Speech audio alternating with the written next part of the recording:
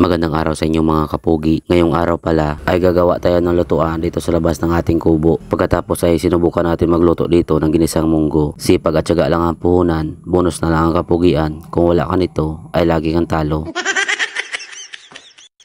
Medyo mataas ng araw bago ako umakyat dito sa itaas ng bundok mga kapugi, at naisipan kong gumawa dito ng lutuan dito sa labas ng ating kubo. First time ko palang gumawa nito kaya hindi ako sigurado kung tama ba ang kinalabasan nito. Ang una kong ginawa ay pinantay ko muna ang lupa para makita ko kung saan ako magsisimulang magbutas, at habang may ginagawa ako dito ay naisipan kong alisin muna ang dahon ng niyog na nakatabon dito sa tanim nating pechay. Medyo basa pa naman ang lupa kaya atin lang muna itong papaarawan. Pagkatapos ay pinagpatuloy ko na ulit ang aking ginagawa at nang simulan ako ditong magbutas ng lupa, inuunti-unti ko lang ito at hindi ko binibigla para hindi kaagad tumibag ang lupa. Medyo kulay dilaw pala ang klase ng lupa sa area na ating ginagawang lutuan, at gumuhit na din ako dito ng pabilog para may guide tayo sa pagbutas ng papatungan natin ng kaldero. Tapos tamang kape lang dito si Benan habang may ginagawa ako dito. Kakatapos lang din niyang magdalig ng kanyang mga tanim at nagsabay na rin sa pag-aabono, kaya pinapabayaan niya lang ako dito sa aking ginagawa. Tapos habang may ginagawa ako dito ay nakikinig kami ng balita sa radyo. Tapos ang pinag-uusapan ang alitan ng China at ng Pilipinas, kaya naisip-isip ko kung magkakagira man dito ay kailangan natin butasin ang bundok para may pagtataguan na tayo.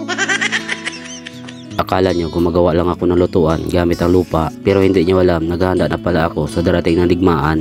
Pero joke lang yun mga kapugi, baka maniwala naman kayo.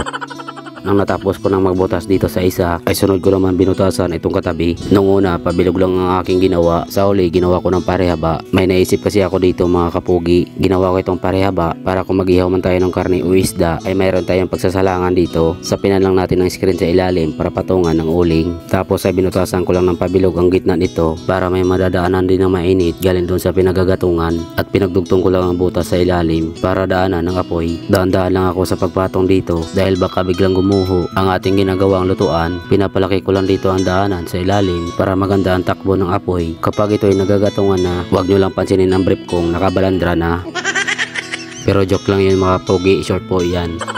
Di ko alam kung bakit pero nag-i-enjoy ako sa aking ginagawa mga kapugi. Yung tipong pagod na pagod ka na pero pinagpapatuloy mo pa din. Kahit nadudumihan ka na, hindi mo na pinapansin. Yung mararamdaman mo lang ang pagod kapag tapos ka na sa iyong mga gawain. Masarap magtrabaho kapag gustong gusto mo ang ginagawa mo. Lalo pa at maganda ang resulta ng mga pinagpaguran mo. Aaminin ko sa inyo mga kapugi, first time ko lang gumawa ng ganito. Nakita ko lang ito nang gumawa ang papa ko nang maliit pa ako. Kaya sinubukan ko lang kung magagaya ko. Kaya habang gumagawa ako dito, naalala ko ang papa ko nasa langit na. At nung gumawa ng papa ko ng lutuan tulad nito, ang hindi ko makakalimutan, yung nagluto ako ng pansit kanto na aking sinabawan.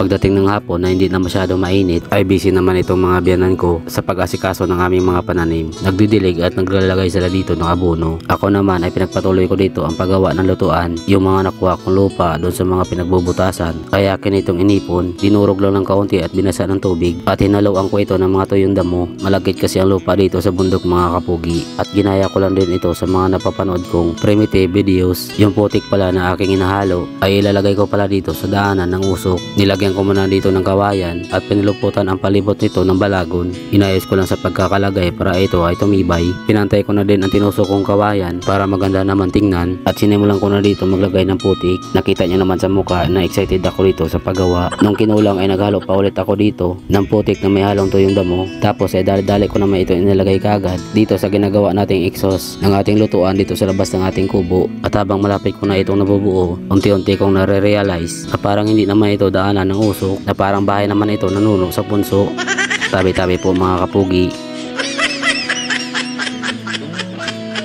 Pagkatapos kong gumawa ng daanan ng usok ay nilinisan ko naman kaagad yung mga naunang ginawa kong butas para tapalan na din ng basang putik. Inayos lang pagkakalagay para maganda naman tingnan, at sinakto ko lang din ang butas para mapaglagyan natin ang ating mga lutuan. Tinapalan na rin ang mga gilid para hindi matalsikan ng lupa habang tayo nagluluto. Binasa din ang kamay bago ihagod para kumintab naman kahit paano.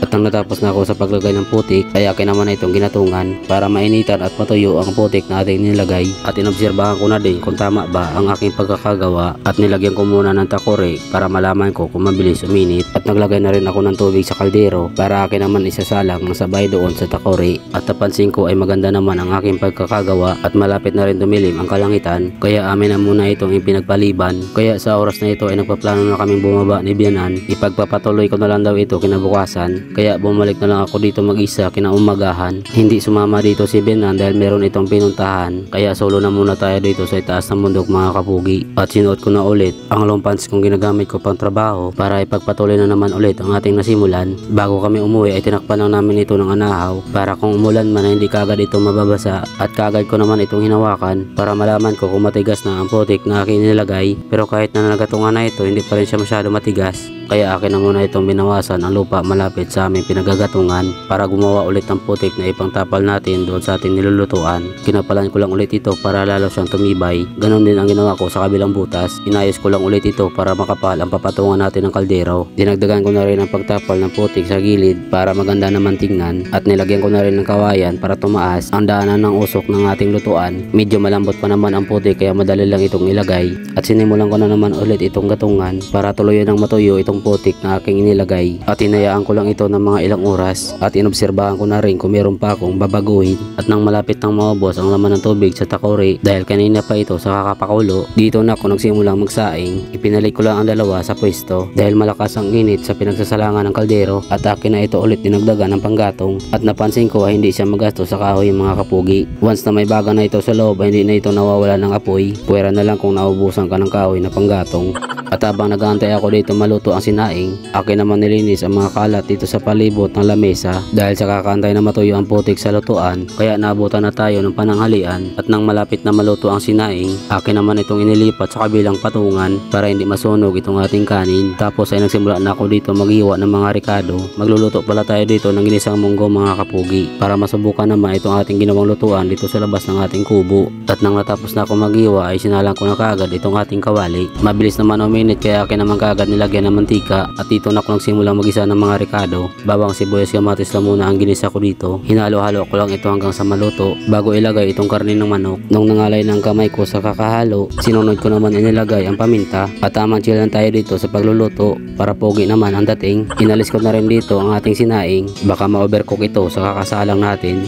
At nang nakita kong malapit ng masunog itong ating manok, ibinuhos ko na itong munggo natin. Dinagdagan na rin ng tubig para may sabaw na din. Sunod naman itong 4 na sili green. Habang naglalagay ay sinabay na din ang asin. Muntik ko na rin nakalimutan itong ating seasoning. Tamang halo lang hanggang sa kumulo na ito. Naglagay na din ako dito ng mga assorted na mga gulay tulad ng okra, kalabasa, sitaw, tsaka ampalaya. Naglagay na rin pala ako ng daon ng sili labuyo. Hinalo-halo ko lang ito at tinikman. At nung suwak na sa panlasa ay nantay lang natin maluto ang mga gulay bago natin ito hanguin para hindi masira ang ating lutuan dito sa labas ng ating kubo mga kapugi. Ay gagawa natin ito ng bubong. Isasabay na rin natin ang bubong na lamisa para yung mga pinaghirapan natin ay hindi masisira dahil lang sa ulan. Pero sa ngayon tatakpan lang muna natin ito ng anahaw at lalagyan na rin ng harang para hindi mainitan itong ating tanim na pechay. So paano mga kapugi, kain po tayo.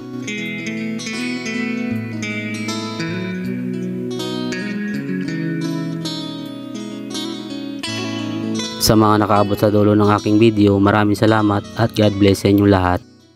Shoutout nga pala kay Lona de los Reyes from Mandaon, Masbate City, kay Michael Opeña na taga Incarizan, Magallanes, Sorsogon, kay Regina Quintana Manata watching from Riyadh, kay Rodel Gabarda at sa pamilya niya from Bicol, Camsor, kay Tito dyan sa bansa ng Arabiano, Jeddah, kay Imelda Delfin Asong, sa pinakapogi kong pinsan kay Kuya JP Luha. At shoutout na rin Pilipinas kay Zumi Yu na taga Poblacion Esperanza, Sultan Kudarat, kay Arnel Rivera Baramida watching from Riyadh, kay Mark Louis Romero from Pimbo, Makati, sa kapatid kong kay Ron Sekense sa Frusa family from Barangay Busok, Bagumbayan, Sultan Kudarat, sa mama kong nasa Kuwait ngayon na si Lolita Luha Prusa, kay Beverly Radaza Prusa, kay Dave Mustaine Pablo, kay Romnick Ernacio na taga Barcelona, Sorsogon. At yun lamang po mga kapugi, maraming salamat.